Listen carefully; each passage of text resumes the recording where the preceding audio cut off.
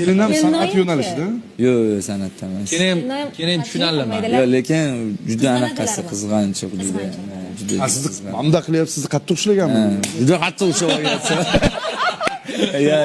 Tushunadi. orasida kimlardan qizg'anadi? O'sha daydada o'ynagan qiz. O'zi klipda har bir, misol uchun klipda chiqqan aktrisa. O'sha Kristinadan ko'proq qiladi. Yana shu qiz chiqdimi? Bir gap bor sizda deydi. Lekin tushunadi. Lekin o'sha daydi qo'shig'ingizdagi raqs tushgan qiz umuman taklif qilinmagan. Shunchaki mehmonlarning orasida turib, bu sokin taronaga qanaqadir bir usulda raqsga tushganlar, bo'ldi xolos. Shohjahon Ergashev. Kimgadir sotganlar, men qaytarib ham sotib oldim, eshitib qoldim, yo'lda eshitib, qanaqadir boshqacha eshitildi. Keyin studiyaga kirib yozdim shu ashulani. Yozayotganimda juda ham xo'rlanish bo'ladi-yu odamda. Kimdir qattiq sizni xafa qilgan paytida bo'ladi-yu, ichingizdan o'tadi, qattiq og'riqlar bo'ladi, qiynalish. Anaqa bilan emotsiya bilan yozdim deb buni. Paytlarmidi o'sha? Ha, shunaqa paytlarda yaxshi ko'rardim qo'shig'imdan keyin yozganman.